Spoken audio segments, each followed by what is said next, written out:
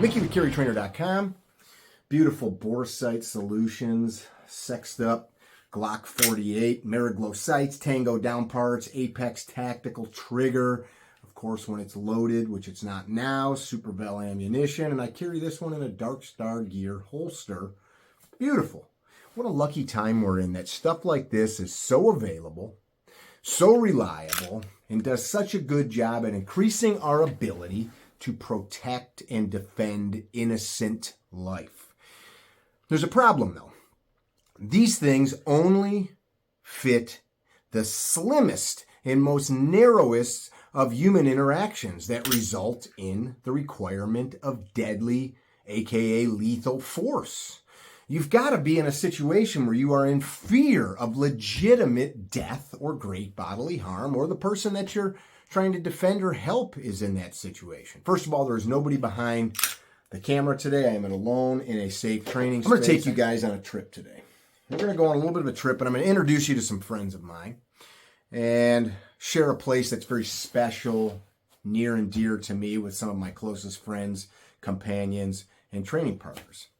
So we're going to head over to Hart Jiu-Jitsu. I want to talk a little bit before we head over there about my own personal journey. It's a broken one in the sense of there's not some perfect linear path, but one where I stopped and started over the years. My first introduction to martial arts was Taekwondo. As a single-digit boy, I went to Kim's Karate in Crystal Lake. Taekwondo, some Kung Fu. There was a lot of very good structure along the lines of developing a respect for a martial craft. We talk about this in our carry trainer classes. Some of you that have come out have heard me give this short little discussion. Martial. Martial means what? It means warlike. Mars was the god of war. So this word martial means warlike. Martial art is practicing for open-handed war, in a sense, if it's an open-hand art. Practicing with a pistol in a codified system is a martial art, is it not? We are learning the kata of how to manipulate the gun, how to point the gun, how to shoot the gun, how to do all the gun manipulation stuff. That's a martial craft, is it not? The discussion today is not just about Jiu-Jitsu, in this case Brazilian Jiu-Jitsu or grappling arts, but our need, regardless of our age, our sex, our physical capacity, there is always a best version of us. And if we put all of our faith and hope into this, one, they break. In fact, I put lots of videos up on the channel of that happening, but also they can run out of ammo. You can have somebody that's armored up, drugged up, doped up, out of their mind, willing to die.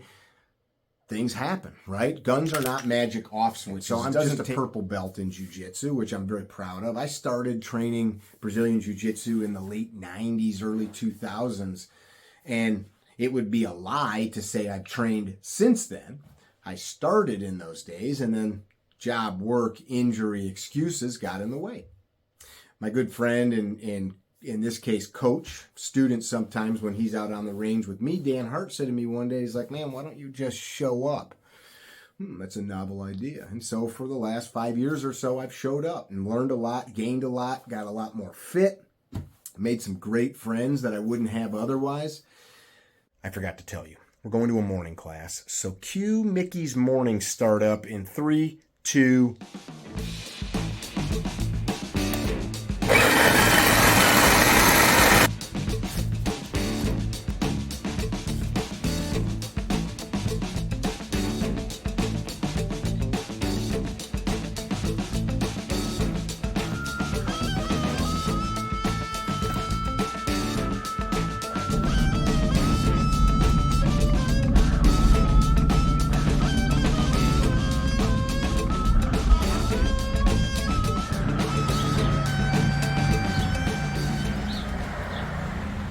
oh, hey there.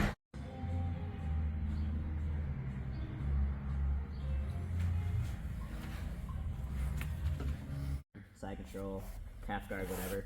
The mechanics don't change, right? So when I'm here, I'm ideally going to be on my side here like this. To get flattened out, not a lot of good things are going to happen for me. So if I can at least start to get to my side here, okay, and this arm that's right in front of me, I'm going to attack. whichever arm I'm laying on, I'm going to use that to control his wrist. Wraps around, top leg wraps over, and then my top leg wraps over his leg underneath here. And then from here, I can extend this, and then he tries to move around from here. He's very stuck, that's why it's called lockdown. I look over my shoulder, I think about putting his hand in his pocket. Here. Throttle, throttle, rotate. See what I mean? Mark, you're one of the coaches here, kind of general manager. Yes, sir. Been managing the gym now for 4 years, actually. Next month or this month. It's been awesome, you know, running the kids program, managing the gym the day to day, pretty much being the point of contact for all our members here when they first sign up, and so super busy. But you just got a promotion this past weekend. I did, yes. I got my second stripe from Henry Akins, which is a huge honor for me, a legend of the sport. It's pretty cool that you have a pretty stud dude on top of you and you're just chatting, not even out of breath, doing whatever you want. Is that the kind of stuff like somebody'd learn if they come here? Absolutely. And obviously you can see I'm not a big dude whatsoever. Sherman, how much do you weigh? 185. 185. I'm about a buck 30. And Sherman actually was once a power lifter, if you believe that by looking at him. True story. Actually, when we met you, you probably had like 20-inch guns, didn't you? Probably. But yeah, with a lot of time, a lot of persistence in the training, trusting in your coaches and your training partners, I mean, the possibilities are truly endless.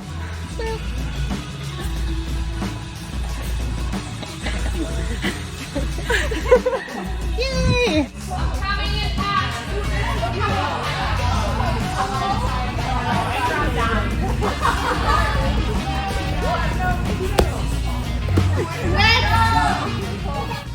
What's the schedule look like here? We have adult classes Monday through Friday, 9 a.m. Monday through Friday, 6:15 p.m. And then we have a women's only class Saturdays at 9 a.m. And then, he's gonna lock me down now. And then open mats. Move of the day? Open mats Friday at 6 a.m. and Saturday, Sunday at 10 a.m. And then kids class, we have them every day, Monday through Friday at 5 p.m. We split the kids classes up by age, 5 to 8-year-olds. There's a huge kids class, and Huge kids class. that whole side is all the kids mats. 5 to 8-year-olds train Mondays and Wednesdays, 5 p.m. to 6 p.m. 9 years old and up to about 15 years old. Trains Tuesdays and Thursdays, 5 p.m. to 6 p.m. And then all the kids train together on Fridays, 5 p.m. to 6 p.m. So really good crew we got right now. A lot of new kids coming in, and it's super exciting to see this program continue to build, both the adults and the kids.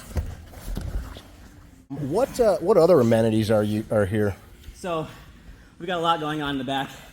We've got Back there past Mike. We've got a huge sauna, probably seats about 20 people. We've got a red light therapy bed. We've got a cold plunge tub, and we've got 6 showers in the back.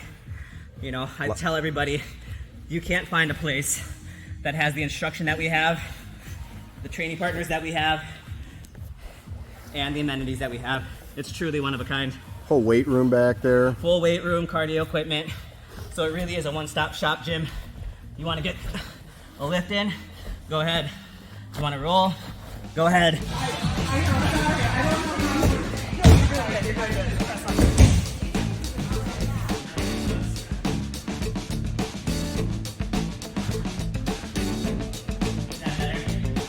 Beautiful.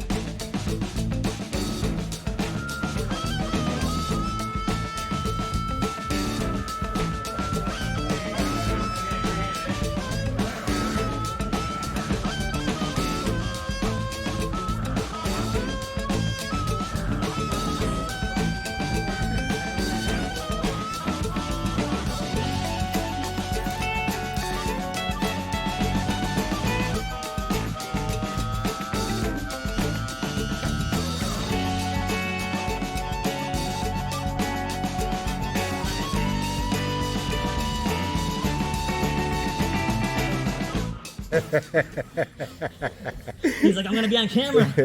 He's trying. That's actually pretty impressive, having a whole conversation while fending him off the entire time.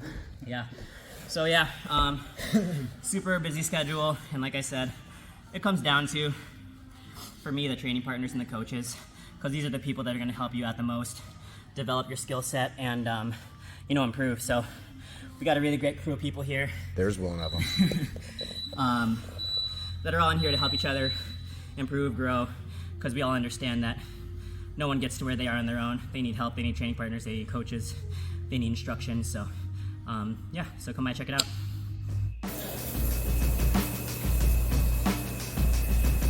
Very nice private showers in the locker room. Ooh. Holding the steering wheel, my elbows are weak. How does that look again? How do you hold the steering wheel? Sounds about right. What are you doing out there? What are you doing? Gotta take care of the mats so they take care of you, man. That's a nice attitude. Everybody takes a turn, right? Yes, sir.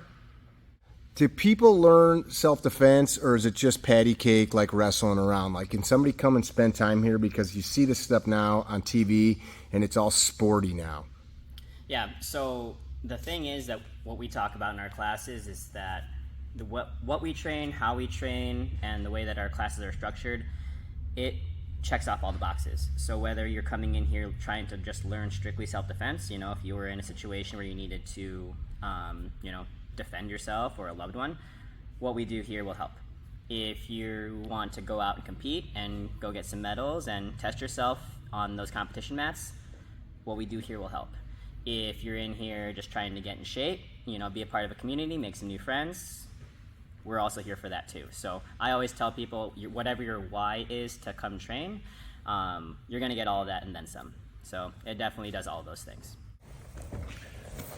So at speed, if Mickey's here, my underhook's a little bit killed. I'm gonna make small bumps. I'm bringing my knees up to Mickey, hitting him in the butt, and I'm just driving this arm more and more and more till I get it where I want it. Now I'm gonna block his leg, plant my legs together, crossed or not. Sometimes, depending on your length, like with me, I can start off here going this way, and then boom, launch him. So at speed, once I'm here, right into top side control. We did it on the other side. Mick, I get it. You like this stuff. I don't. That's why I went and bought one of these. It's flawed logic, man. It's flawed logic, and here's why. The window is this big. It's this big where human interaction comes to the point where we need to use lethal force. Is it plausible? Is it possible? Of course. It's definitely possible, but it's very rare. The gap is this wide, right? Not this, it's this wide, where we may need to be physically fit to defend ourselves with open hands, or be physically fit to help somebody, to rescue somebody, to rescue ourselves, to have a little bit more juice in the gas tank, to go a little bit farther, a little bit longer. It's on you to develop that. Coming to a gym like this, coming to my gym especially, you're going to be surrounded by people. These people are like some of my best friends. I go on vacation with them. I go to family dinners with them. We have spent holidays together. You're going to develop relationships in a place like this if you show up and do your part. What's your part look like? I think it's worth talking about. It's not just showing up. You saw one of the gentlemen cleaning the mat.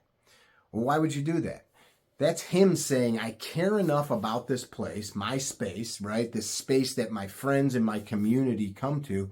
I care enough that I'm going to make sure that this mat is clean and sterilized for the next group. That's not just a chore. It's a statement. It's I care. And that's what you're going to be surrounded by. A training environment like this is a crucible. A crucible in the smelting process burns all the waste away. We put all that iron ore and the things in there that we're going to make the final metal in the heat, cooks all that stuff down, and we clean off the top, and then we're left with this alloy of something that's hard and pure, maybe malleable, maybe it's bulletproof. but you choose what to put in there. And this crucible requires you. It requires the space. It requires the training partner. It requires the coaches and your investment of time. A place like this is going to help refine you, not just as a protector, bad guy, bad girl, tough guy, but as somebody that's going to be more resilient, to put up with the rigors of life. You're going to be able to maintain composure and calm longer. You're going to be able to maintain composure and calm, not just in violence, but in a bad situation on the side of the road, on a bad situation at the office, in a tough time of life that we all go through. We develop this grit, right, as some people call it, by exposing ourselves to things that let us flex the muscle that develops grit. By putting ourselves repeatedly into that crucible, we refine and distill out the crap parts of us, the part that maybe we put in, maybe that life put in, and that refinement brings us to a place where we're better people for it. That's part of what showing up to a place like this brings. If you live by me, I don't think you can do any better, otherwise I'd go there, than coming to Hart Jiu-Jitsu. If you don't live in the area, but you train or you want to train, come to a seminar. We just had Henry Akins out. Coach Dan brought his sensei, his mentor out, Henry Akins, who's a super stud. Maybe you want to come to Costa Rica. Hero Jiu-Jitsu retreats down in Tamarindo, Costa Rica. I'll put a link in the description. December, we'll be back down there. My coach, Dan, who you saw in the video, donates every penny to help the kids down there. In addition to helping kids, you're in a freaking beautiful environment in tropical paradise, eating amazing food, drinking coconuts on the beach, and learning jiu-jitsu in an amazing environment that helps people. So if you're a white belt, if you're a black belt, check that out. Maybe you want to show up down there and train. I'll be down there, as will a bunch of the people from the gym. Think a little more outside the box of this. There is always a better version of you, but it's your responsibility, right? When we're young, it's easy, but as we age, it is our responsibility to not just seek the better version of us, but to make that guy or girl, which requires us entering into that crucible. It requires us subjecting ourselves to some pain, some punishment, not in a way that's going to hurt ourselves, but through growth. We're going to sweat out some poisons, we're going to put on some muscle, and we are going to realize that we're more capable. It's going to help us be more resilient in violence, in life, and in general. Hope this video shed some light on some of these topics and why jiu-jitsu is important to me. I started this journey long ago. It's been a very broken road. I'm just a purple belt today, and I hope that I can keep doing it as long as I live into my old age years, which according to this hair is right around the corner, but not this day. Be well. Don't be dickheads. Check the description for some of those links, and we'll see you soon. Bye now. For more of that jiu-jitsu grappling content, go follow Hart Jiu-Jitsu here on YouTube. I put a link in the description.